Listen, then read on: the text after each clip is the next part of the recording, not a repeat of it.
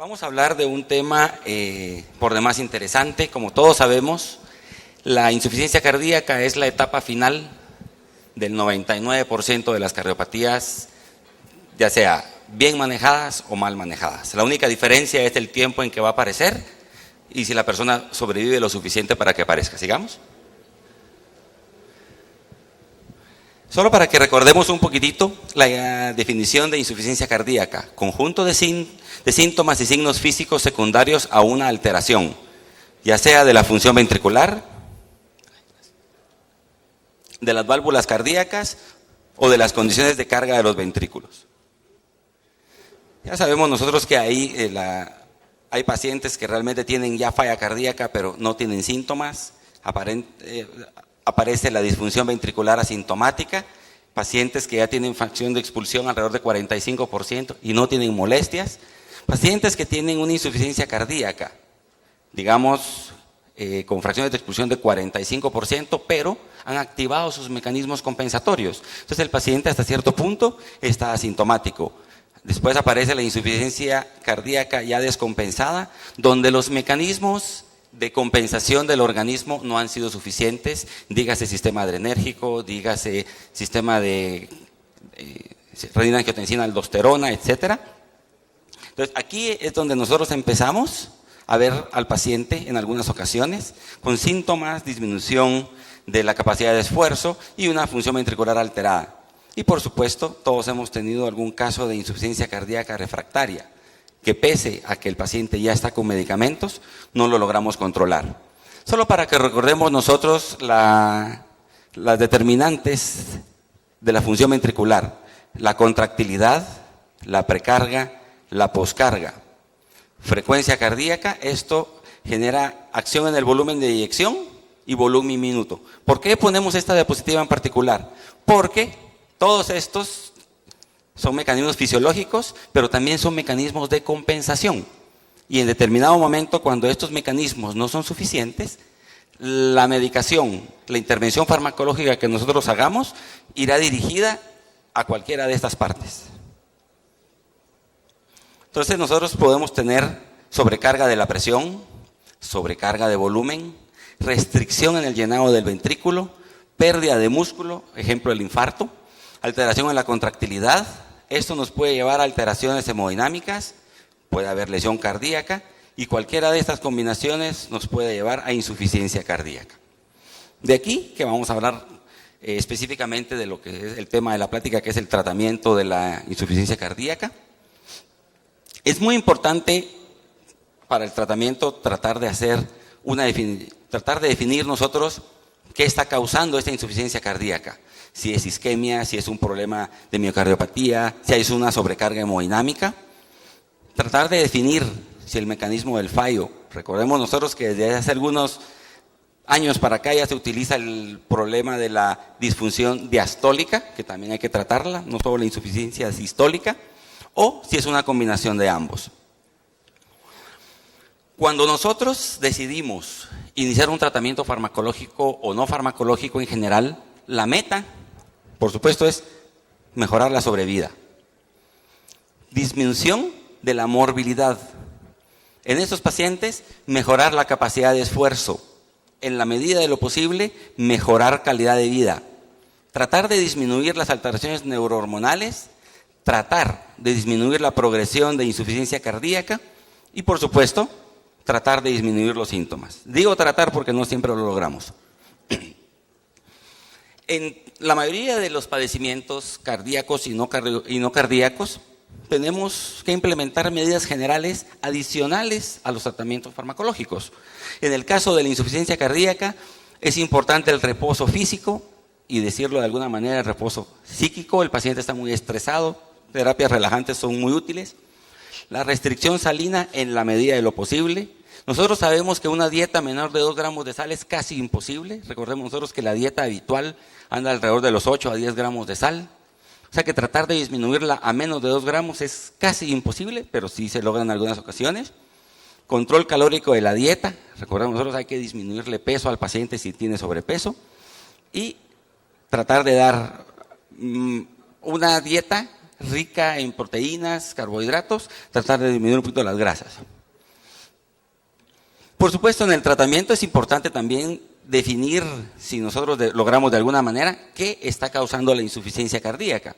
Si son anomalías congénitas, si son problemas valvulares, si es por cardiopatía isquémica, si es fiebre reumática, si es por hipertensión arterial, si el problema es endocarditis infecciosa. A veces hay insuficiencia cardíaca como complicación de afecciones respiratorias y hay pacientes que tienen miocardiopatía alcohólica. Entonces lo que tenemos que hacer es suprimir alcohol. Hay algunos factores que pueden aparecer y agravan a un paciente que ya tiene cardiopatía, dígase embarazo, el aparecimiento de arritmias, principalmente fibrilación auricular. Recordemos nosotros que estos pacientes tienen una función, en general, una función sistólica alterada, una mala fracción de expulsión. Si el paciente está en ritmo sinusal y cae en fibrilación auricular, la contracción auricular aporta el 30% del llenado del ventrículo izquierdo. Entonces, en el momento que el paciente cae en fibrilación auricular, perdemos el 30% de lo que el paciente estaba eyectando. Entonces, realmente es un deterioro importante. Si hay infecciones asociadas, si el paciente tiene problema de hipertiroidismo, tromboembolismo, infecciones, si el paciente está gordo, si hay hipertensión, si el paciente es sedentario, si el paciente tiene excesos en la dieta, tanto de grasas como de sal. Y por supuesto, vemos que hay algunos fármacos que pueden incluso ellos mismos ocasionar la insuficiencia cardíaca. Vamos a hablar de tratamiento farmacológico. Esta es una diapositiva tomada directamente del American Heart Association para que vean ustedes que realmente podemos usar casi cualquier cosa. ¿Sí? Obviamente a veces saber las dosis, las combinaciones adecuadas, pero eso es para que vean ustedes. Tenemos vasodilatadores, inotrópicos, antagonistas neurohormonales, tanto del sistema nervioso como periféricos. Tenemos una gran variedad de medicamentos. Por supuesto, nosotros generalmente utilizamos diuréticos, inotrópicos, vasodilatadores, tanto venoso como IECAS o derivados de los que se utilizan para bloqueo de receptores. Por supuesto, la digoxina, como vamos a ver más adelante, pese a que hay un gran grupo de detractores de su uso, sigue siendo un medicamento vigente. Y por supuesto hay otros fármacos de los que vamos a platicar que nos ayudan también al control de los mecanismos neurohormonales. Cuando nosotros tenemos un paciente con insuficiencia cardíaca y tenemos una disfunción ventricular asintomática, pero ya sabemos nosotros que el paciente tiene una fracción de expulsión baja, podemos utilizar IECAS o antagonistas de la angiotensina. Si el paciente está en insuficiencia cardíaca asintomática, dígase una clase funcional 2, podemos utilizar diuréticos ligeros, algunos otros inhibidores neurohormonales. Aquí, en algunas consideraciones, se toca la digital, generalmente la dejamos para más tarde. Insuficiencia cardíaca asintomática en clase funcional 3, ya utilizamos diuréticos más potentes, más lo anterior. Y si el paciente está en clase funcional 4, dígase disnea incluso en reposo, aparte de lo anterior, ya utilizamos inotrópicos y eventualmente algunas medidas de las que vamos a platicar. Realmente este es resume todo lo que nosotros podríamos hacer con un paciente con insuficiencia cardíaca asintomática y disminución de la fracción de expulsión, diuréticos, más IECAS o bloqueadores de receptores. Podemos agregar betabloqueador. ¿Persisten los síntomas? Sí, pensar en adicionar algún bloqueador de aldosterona. Y si no lo hemos usado, un antagonista de angiotensina. Si persisten los síntomas y tiene un QRS ancho, tenemos que considerar resincronización. Y si el QRS es normal, aquí hablamos de considerar digoxina, hidralacina más nitratos, eventualmente trasplante. Por este lado, si el paciente ya no tiene síntomas y tiene una fracción de expulsión menor de 35%, es un paciente en el que hay que considerar un desfibrilador implantable. Como ven ustedes, realmente, por supuesto, para llegar a esto, ya hemos pasado meses e incluso años. Si nosotros hablamos específicamente de los diuréticos, recordemos que tenemos diuréticos tiacídicos, diuréticos de asa y diuréticos ahorradores de potasio. De los diuréticos tiacídicos en el mercado, actualmente tenemos hidroclorotiazida. Alguna ocasión y algunos medicamentos todavía tienen clortalidona, los demás medicamentos, por aquí aparece indapamida y xipamida, que tienen un efecto muy leve, se utilizan más para hipertensión arterial. Diuréticos de asa, tenemos furosemida, bumetanida, toresamida, esos son los que tenemos en el mercado local, hay otros por ahí. Ahorradores de potasio, la que más utilizamos para insuficiencia cardíaca es espironolactona, pero el amilorid y el tramtereno generalmente los encontramos en combinaciones con hidroclorotiazida.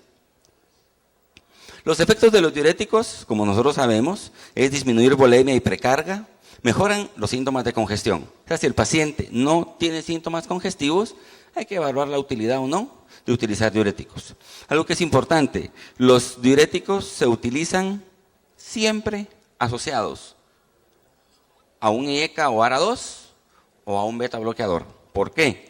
Porque producen activación neurohormonal. Si los utilizamos solos, vamos a hablar de furosemida, por ejemplo, que es a veces de primera elección en muchas cosas, va a activar el sistema neurohormonal y esto, en este momento el paciente obviamente probablemente mejore su síntoma congestivo, pero es deleterio a futuro.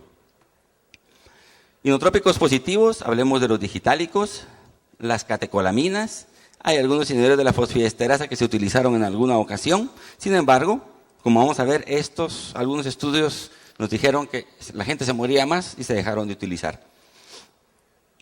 Vamos a hacer un poquito de énfasis en digital. ¿Por qué? Primero, es un medicamento que se sigue usando un montón. Más de lo que probablemente desearíamos, muchísimo más de lo que desean los detractores de la digoxina, que créanme que hay un montón. Entonces, el mecanismo de acción de las digitales inhiben la ATPasa de sodio y potasio. Esto hace, obviamente, que aumente el sodio intracelular y el intercambio con calcio, mejora la contractilidad. Y aquí está el por qué. Nosotros sí recomendamos, en casos específicos, el uso de digoxina. Aquí está demostrado, por ejemplo, en el estudio Radiance, estamos hablando de 1993, o sea, hace un montón de años que se sabe que sí funciona. Si ustedes ven la evolución de los síntomas de insuficiencia cardíaca en un paciente que estaba con digoxina y le quitamos la digoxina, el deterioro de la clase funcional es bien marcado. Lo mismo acá, la probabilidad del fallo de tratamiento en un paciente que ha estado con digoxina y nosotros lo quitamos es muy alto. Si nosotros tenemos un paciente que queremos medir capacidad funcional, tenemos digoxina, a este grupo de pacientes les quitamos, miren cómo se deteriora su capacidad de esfuerzo. Por supuesto, los detractores de la digoxina se basan en esto. No hay cambio en la mortalidad, pero por eso nosotros hablábamos en un principio. Las metas del tratamiento de la insuficiencia cardíaca, por un lado, son mejorar calidad de vida y por otro lado, en la medida de lo posible, mejorar la sobrevida en algunos pacientes. Este medicamento lo que ha demostrado es que mejora calidad de vida. Para eso tenemos el otro montón de medicamentos que se utilizan para mejorar expectativa de vida. Tenemos los estimulantes betarenérgicos que generalmente los utilizamos en el ambiente hospitalario básicamente, la dobutamina, la dopamina que aparece por ahí. Hay otro montón de medicamentos que realmente algunos son experimentales y por supuesto tenemos algunos con efecto beta 1 y beta 2 como la dopamina. De los medicamentos que han demostrado desde hace más de 30 años mejoría en la expectativa de vida son los vasodilatadores.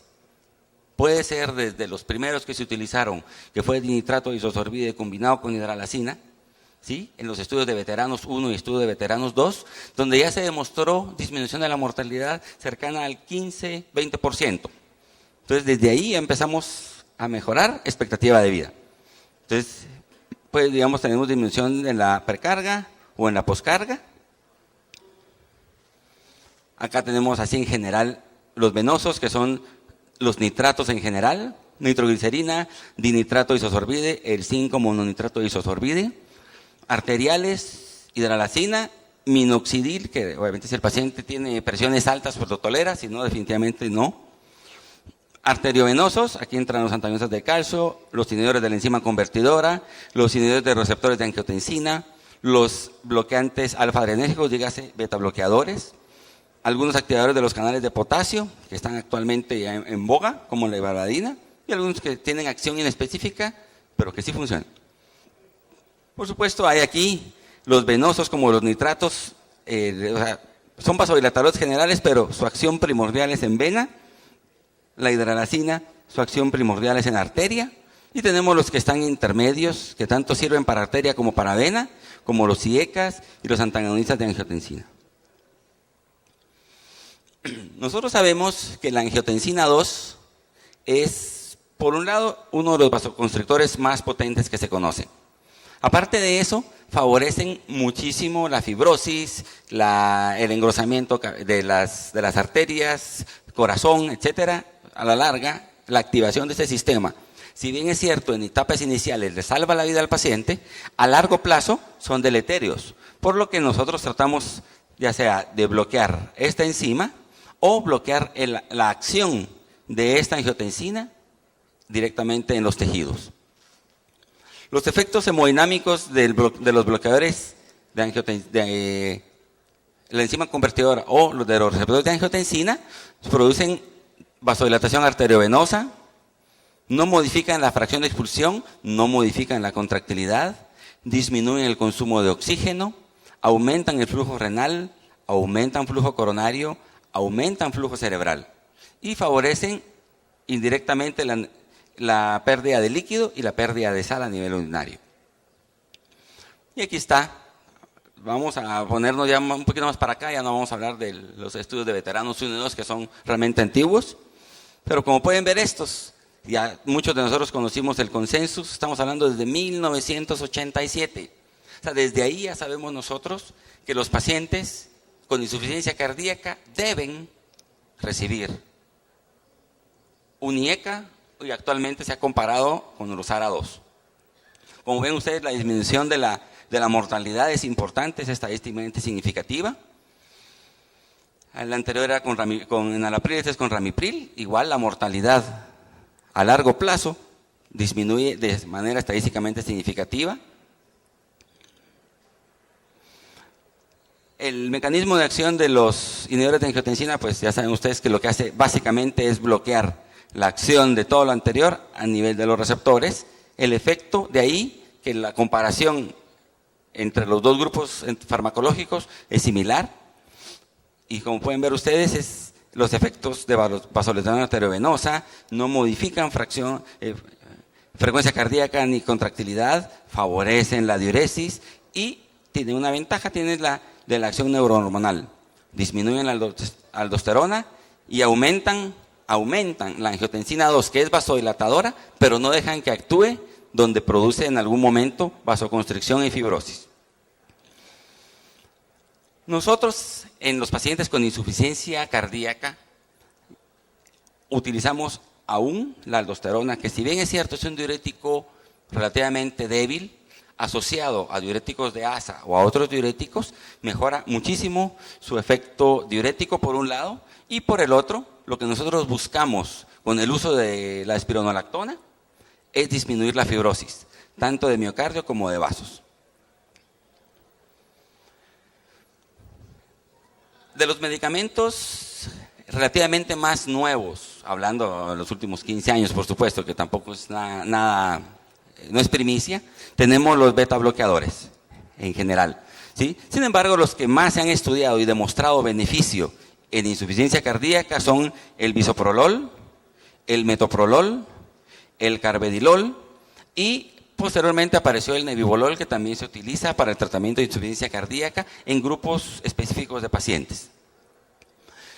Los betabloqueadores aumentan la densidad de los receptores beta 1, o sea, nos permite que la acción de las catecolaminas siga siendo útil y se pueda mantener en un estado contráctil. Inhiben la cardiotoxicidad de catecolaminas, disminuyen la activación neurohormonal, disminuyen frecuencia cardíaca, por ende disminuyen el consumo de oxígeno, tienen efecto antihipertensivo y son de los mejores antianginosos que tenemos, tienen efecto antiarrítmico, tienen efecto antioxidante y tienen efecto antiproliferativo. Solo falta que no lo den en cremas, pero bueno. Entonces, como pueden ver, ustedes tienen muchos beneficios. Y de los estudios más antiguos es el MDC, estamos hablando de 1993, que comparaba metoprolol con, o sea, esos pacientes, cuando nosotros presentamos gráficas de este tipo, es de aclarar, los pacientes tienen todo el otro tratamiento estándar en este momento, y al grupo 1 se le agregó metoprolol, y al otro grupo no se le agregó metoprolol. Pero estos pacientes, todos están con tratamiento estándar. O sea, hacemos esa aclaración para que no se crea que únicamente se probó esto. Bueno, como pueden ver ustedes acá, la sobrevida con betabloqueadores fue mucho mayor que con placebo. En Estados Unidos con carvedilol se realizaron cuatro estudios y un estudio en Australia y Nueva Zelanda. Y estos mostraron algo importante. Un paciente que no recibía betabloqueadores, la mortalidad era mayor del 8%, y pacientes que recibieron carvedilol, la mortalidad fue menor de 3%. O sea, esto realmente es estadísticamente significativo. Entonces, si nuestro paciente no tiene contraindicación, deberíamos utilizar betabloqueadores en insuficiencia cardíaca. Por supuesto, se empieza con dosis muy bajas de carvedilol o bisoprolol. En algunos casos específicos podemos utilizar metoprolol si no disponemos de otra cosa. Y personas mayores, dígase mayores de 75 u 80 años, podríamos considerar en algún momento el nebivolol. Los anticoagulantes en la insuficiencia cardíaca pues tienen su lugar como tratamiento coadyuvante en pacientes con antecedentes de embolias, en pacientes con fibrilación auricular.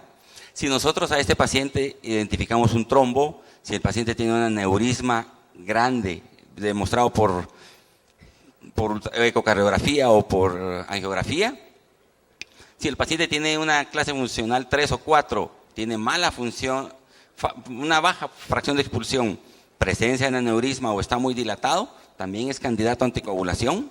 Si hay evidencia de flebitis o el paciente va a estar en reposo prolongado. Vamos a suponer que estos pacientes, además de la insuficiencia cardíaca, tuvieron un evento vascular cerebral, por ejemplo. Entonces, son pacientes candidatos a utilizar anticoagulantes. Hoy tenemos una gran gama. Hace algunos años únicamente disponíamos de heparinas y derivados y de warfarina. Hoy, pues ya saben ustedes que hay inhibidores directos de trombina, etcétera.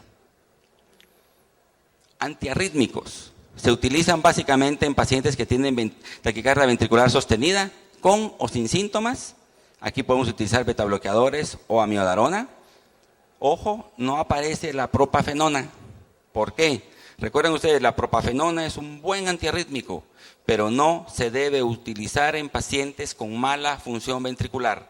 Hacemos la aclaración porque si bien su efecto farmacológico es similar al de la amiodarona, está contraindicado en pacientes con mala función ventricular. Entonces, no tienen lugar en insuficiencia cardíaca. En pacientes que han presentado muerte súbita, por supuesto, que han sobrevivido a la muerte súbita, aclaro, hay que considerar un cardiodesfibrilador. Y en pacientes que tienen fracción de expulsión menor de 35%, es indicación 1A del American College of Cardiology, la colocación de un cardiodesfibrilador. Por supuesto, estamos hablando de otros países. Tenemos otras cosas de lo que se va a platicar más adelante, que es la asistencia circulatoria mecánica y eventualmente un trasplante cardíaco. Muchas gracias.